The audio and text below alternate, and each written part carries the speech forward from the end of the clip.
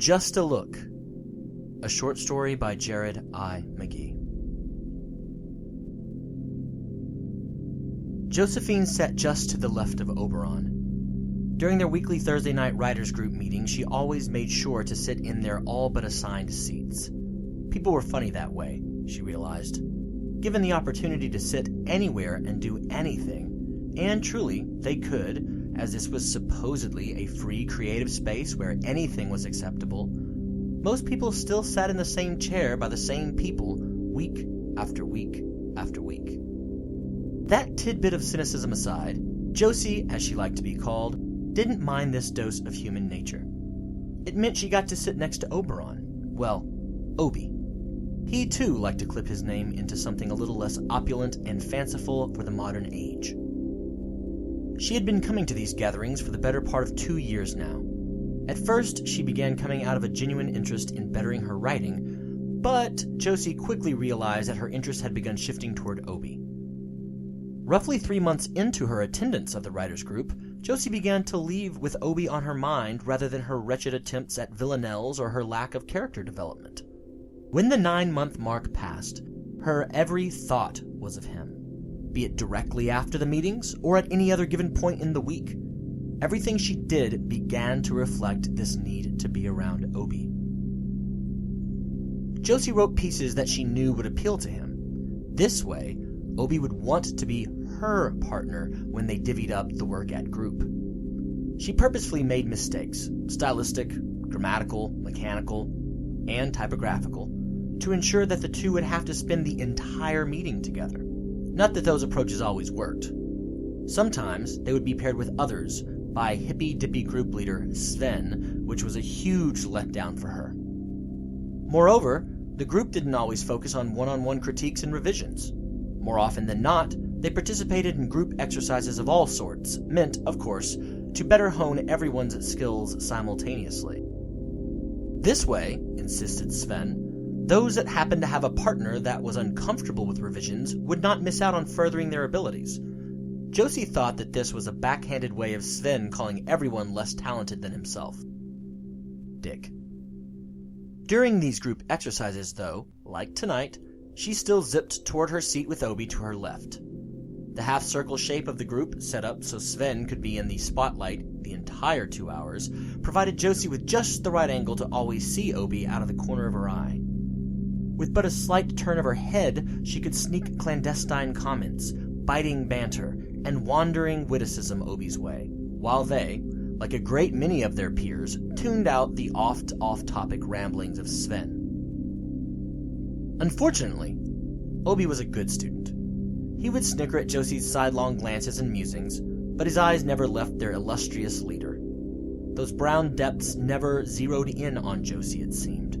He looked toward Sven. He looked at her printed pieces. He looked at the clock. He looked toward the coffee and donut table. Well, coffee and fruit table now. Sven's latest intrusion into their life choices. But he just never really looked at her. They did exchange glances. Those glances were quick, furtive, and were never sustained, though. Unlike any real attempt at conversation, they spoke over Xerox copies, which were their focus, and Obi certainly was good at maintaining focus. He took this craft and this group seriously. 2 years. It felt like they had known each other for a lifetime. Then, Obi announced to the group tonight that he would be, quite likely, moving away at the end of the summer. August would see him leaving Josie's world, never having looked at her. She did the math in her head as soon as he made his announcement. 9 months. She had 9 months left with this person that had become such an important cornerstone in her life. In truth, Josie felt like he was one of the chief, if not the primary reasons that she could tell herself and her family that she was dragging herself out of the all-too-cliched depression with which all creative types seem to be afflicted. Every time she thought of the parting, the pangs in her stomach almost brought her out of her chair. She could not imagine her humdrum life without his generous smile and kind but honest critiques. Writing, like music or other art forms, is a very intimate affair after all, and she had been bearing her soul to this sometimes friend, more oftentimes acquaintance, for far too long to just have him ripped away. Sven was proselytizing again. Something about postmodernism being the stuff of gods. Josie began to feel the flush in her face rise, as always. She couldn't stand modern writing styles. She also couldn't stand modern art or music, so maybe she was just a throwback to a bygone time. Who knew?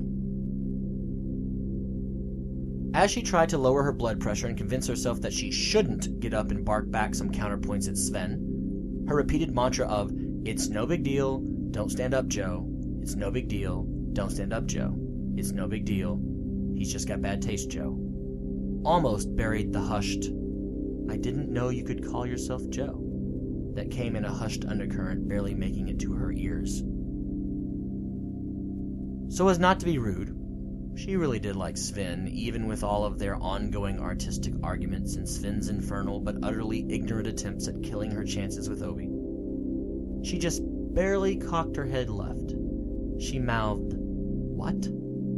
And again, softly with more melody than the gods should allot a voice, came, "I didn't know you ever call yourself Joe." Now, they always had little exchanges like this, but Obi generally waited for Sven to step down from his podium and start snapping, the indicator that it was time to tackle whatever exercise he had dreamed up for the given Thursday night. This was the first time ever Obi was the one speaking over, well, actually, under Sven instead of Josie.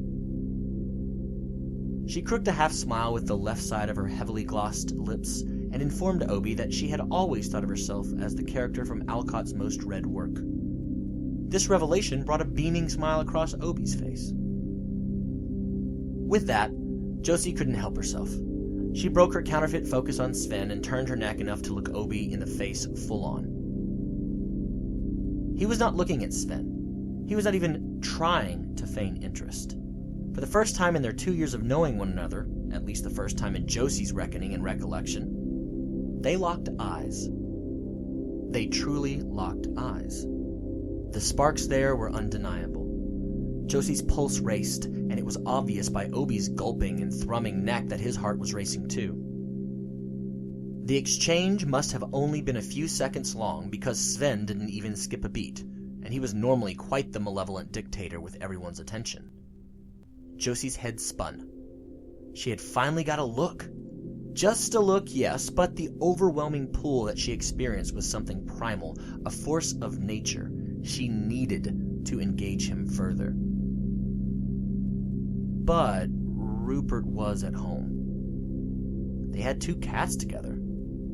She loved him, she did, but their lives had become so monochrome. That was why she started coming to the writers' group in the first place. Her imagination made both of their lives better. Rupert reveled in the spaceships and monsters and mass weddings and mass murders that Josie created for them to share. Obi. Oberon. Even his name was magical, this would-be enchanter king with the magnetic gaze. And see, there it was. Even in her own private thoughts, Obi made her wax poetic. He made her remember what raw emotion was like, something that she thought had naturally died out as she left the perils of adolescence behind and entered true adulthood. Less hormones and more suffocating responsibilities. She began to feel guilty. Rupert was a great guy. He loved her. No, he adored and openly worshipped her. Yet, here she was, feeling something akin to the day she and Rupert had decided to move in together, her first attempt at a real, mature relationship. Sven was continuing to drone on, but his pitch and pace were speeding up and his volume was increasing, so that meant that he was coming to his point, and the exercise for the evening would be revealed. Sven finished his secular sermon and announced with relish that they would be having the always beloved one-on-one revision time tonight. He hurled out assigned pairs in quick succession, ending with a fused slur of an assignment to Obi Josie. The 2 writers turned to face one another, pulling their binders and pencil bags into their laps. They both opened their binders. His black and hers a deep magenta with too many stickers, grabbed an extra copy of this week's piece they each had written, and handed the sheets to one another, thanking the other sheepishly as they did so. Obi did his "shall we start" motion. Josie looked up to affirm. Their eyes met again. They both smiled the most sincere, loving smile. Josie's heart swelled to the point of hurting. It was just a look, but that look could shift the fabric of this universe. He reached forward and gently brushed her bangs from her cheek. They began to read.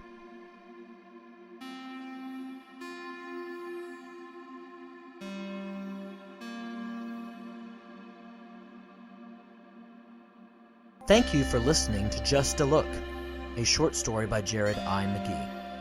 All sound effects and backing tracks for Just a Look were taken from freesound.org, an amazing community based on sharing that enhances a great many projects. These particular effects are provided by two different free sound contributors, Dirty Jebs on the ambient sounds and Notenbug on the final soundscape. A sincere thank you to both of these artists and to freesound.org for all of their contribution. All of these sounds are being used under a Creative Commons Attribution Share Alike License 3.0. As always, keep your eyes peeled for the next short story from Jared I. McGee.